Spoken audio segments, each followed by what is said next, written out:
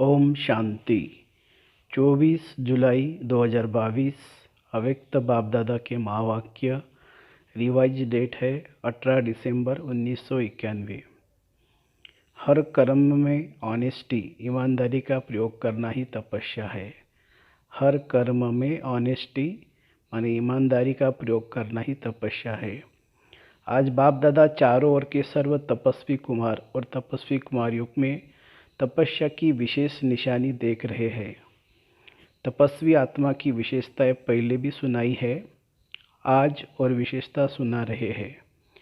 तपस्वी आत्मा अर्थात सदा ऑनेस्ट आत्मा। ऑनेस्ट ही तपस्वी की विशेषता है। ऑनेस्ट आत्मा अर्थात हर कर्म में श्रीमत में चलने में ऑनेस्ट होगी। ऑनेस्ट अर्थात वफादार और ईमानदार। श्रीमत पर चलने के ऑनेस्ट अर्थात वफादार ऑनेस्ट आत्मा स्वतः ही हर कदम श्रीमत के इशारे प्रमाण उठाती है। उनका हर कदम ऑटोमेटिक श्रीमत के इशारे पर ही चलता है। जैसे साइंस की शक्ति द्वारा कई चीज़ इशारे से ऑटोमेटिक चलती है, चलाना नहीं पड़ता। चाहे लाइट द्वारा, चाहे वाइब्रेशन द्वारा स्विच ऑन किया और चलता रहता है। लेकिन साइंस की शक्ति विनाशी होने के कारण अल्पकाल के लिए चलती है। अविनाशी बाप के साइलेंस की शक्ति द्वारा इस ब्राह्मण जीवन में सदा और स्वतः ही सहज चलते रहते हैं। ब्राह्मण जीवन मिलते ही दिव्य बुद्धि में बाप दादा ने श्रीमत भर दी। ऑनेस्ट आत्मा उसी श्रीमत के इशारे से नेचुरल सहज चलती रहती है। तो ऑनेस्ट की पहली निशानी हर सेकंड, हर कदम श्रीमत पर एक्यूरेट चलना। चलते सभी है, लेकिन चलने में भी अनेक प्रकार की भिन्नता हो जाती है। कोई सहज और तीव्र गति से चलते हैं, क्योंकि उस आत्मा को श्रीमत स्पष्ट सदा स्मृति में रहने के कारण समर्थ है। यह है नंबर 1 ऑनेस्टी। नंबर 1 आत्मा को सोचना नहीं पड़ता कि यह श्रीमत है या नहीं, यह राइट है या रॉन्ग है, क्योंकि स्पष्ट है। दूसरी आत्माओं को स्पष्ट न होने के कारण कई बार सोचना पड़ता है, इसलिए तीव्र गति से मध्यम गति हो जाती है। साथ साथ कोई सोचता है, कोई थकता है। चलते सभी है, लेकिन सोचने और थकने वाले सेकंड नंबर हो जाते। थकते क्यों है? चलते चलते श्रीमत के इशारों में मनमत परमत मिक्स कर देते हैं, इसलिए स्पष्ट और सीधे रास्ते से भटक टेढ़े बाके रास्ते में चले जाते हैं।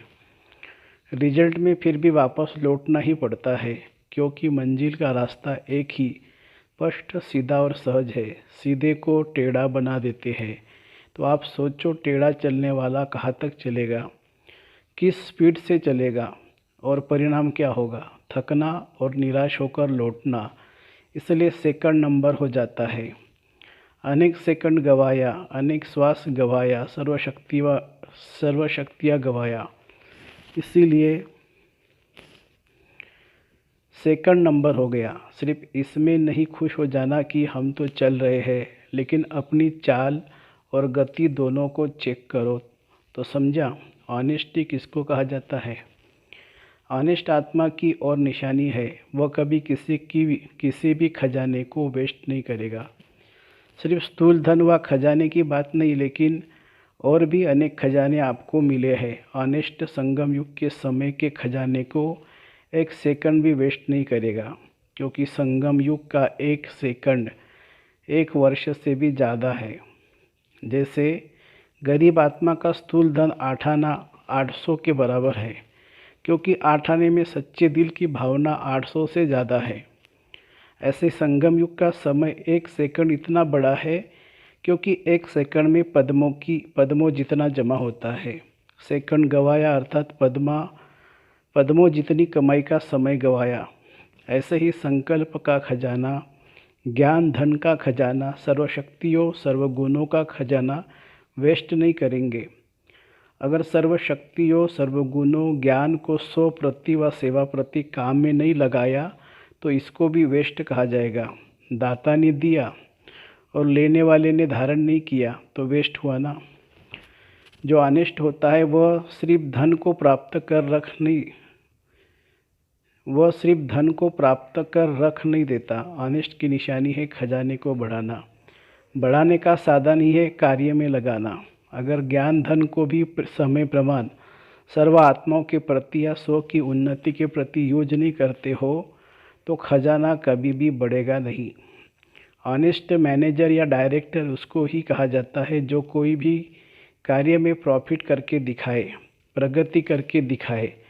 ऐसे ही संकल्प के खजाने को गुणों के शक्तियों को कार्य में लगाकर प्रॉफिट करने वाले हैं या वेस्ट करने वाले हैं।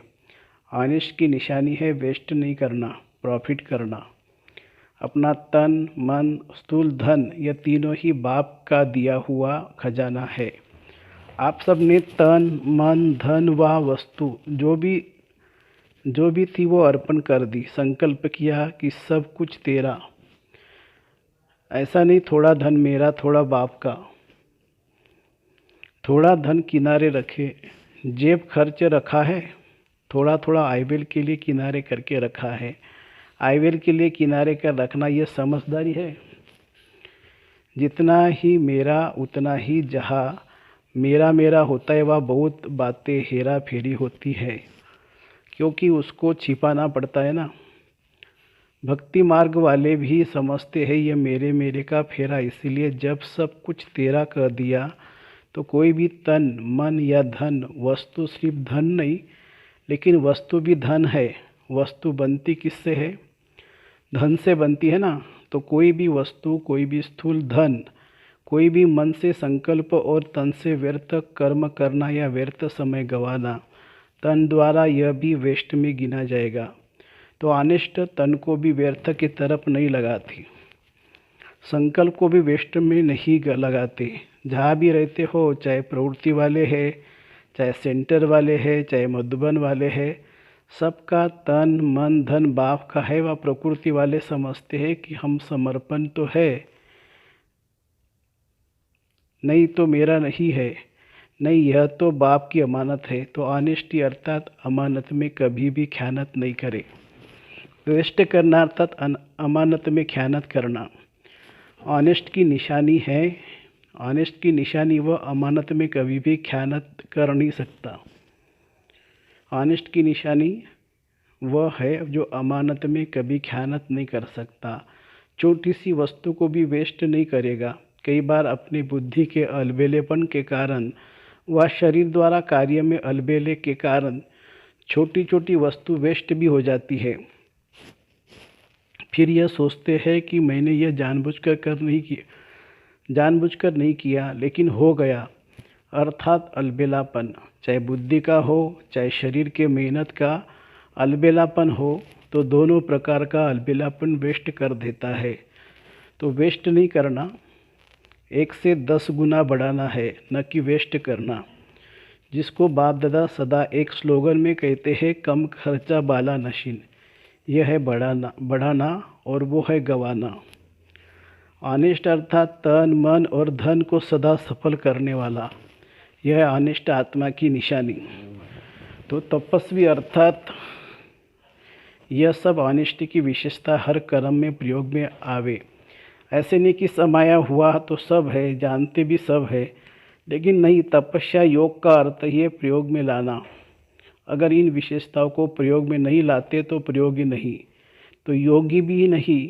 यह सब खजाने बाप दादा ने प्रयोग करने के लिए दिए हैं, और जितना प्रयोगी बनेंगे तो प्रयोग की निशानी है प्रगति। अगर प्रगति नहीं होती है तो प्रयोगी नहीं। कई आत्माएं ऐसे अपने अंदर समझती भी है कि न आगे बढ़ रहे हैं न पीछे हट रहे हैं, जैसे है वैसे ही है। और कोई ऐसे भी कहते हैं कि शुरू में बहुत अच्छे थे, बहुत नशा था, अभी नशा कम हो गया है। तो प्रगति हुई क्या हुआ? उड़ती कला हुई या ठहरती कला हुई? तो प्रयोगी बनो। ऑनेस्टी का अर्थ ही है प्रगति करने वाला प्रयोगी। ऐसे प्रयोगी बने हो या अंदर समा कर रखते हो कि खजाना अंदर ही रहे, ऐसे ऑनेस्ट हो। जो ऑनेस्ट होता है उसके ऊपर बाप का, परिवार का, स्वतः ही दिल का प्यार और विश्वास होता है। विश्वास के कारण फुल अधिकार उसको दे देते हैं। ऑनेस्ट आत्मा को स्वतः ही बाप का व परिवार का प्यार अनुभव होगा। बड़ों का चाहे छोटों का, चाहे समान वालों का विश्वास पात्र अनुभव होगा। ऐसे प्यार के पात्र व विश्वास के पात्र कहाँ तक बने हैं? ये भी चेक करो। ऐसे चलाओ नहीं कि इसके कारण मेरे में विश्वास नहीं है तो मैं विश्वास पात्र कैसे बनूं। अपने को पात्र बनाओ। कई बार ऐसे कहते हैं कि मैं तो अच्छा हूँ लेकिन मेरे में विश्वास नहीं, फिर उसके कारण लंबे चौड़े सुनाते हैं। वह तो अनेक कारण बताते भी है और कई कारण बनते भी है, लेकिन ऑनेस्टी दिल की, दिमाग की भी ऑनेस्टी चाहिए। नहीं तो दिमाग से नीचे ऊपर बहुत करते हैं, तो दिल की भी ऑनेस्टी, दिमाग की भी ऑनेस्टी। अगर सब प्रकार की ऑनेस्टी है तो ऑनेस्टी अविश्वास वाले को आज नहीं तो कल विश्वास में ला ही लेंगी। जैसे कहावत है, सत्य की नाव डूबती नहीं है लेकिन डगमग होती है। तो विश्वास की नाव सत्यता है, ऑनेस्टी है तो डगमग होंगी, लेकिन अविश्वास पात्र बनना अर्थात डूबेगी नहीं। इसीलिए सत्यता की हिम्मत से विश्वास पात्र बन सकते हो। पहले सुनाया था ना कि सत्य को सिद्ध नहीं किया जाता है, सत्य स्वयं में ही सिद्ध है। सिद्ध नहीं करो लेकिन सिद्ध स्वरूप बनो, सिद्धि स्वरूप बनो जाओ। तो समय के गति के प्रमाण अभी तपस्या के कदम को सहज और तीव्र गति से आगे बढ़ाओ। समझा? तपस्या वर्ष में क्या करना है? अभी भी कुछ समय तो पड़ा है। इन सब विधियों को स्वयं में धारण कर सिद्धि स्वरूप बनो। अच्छा,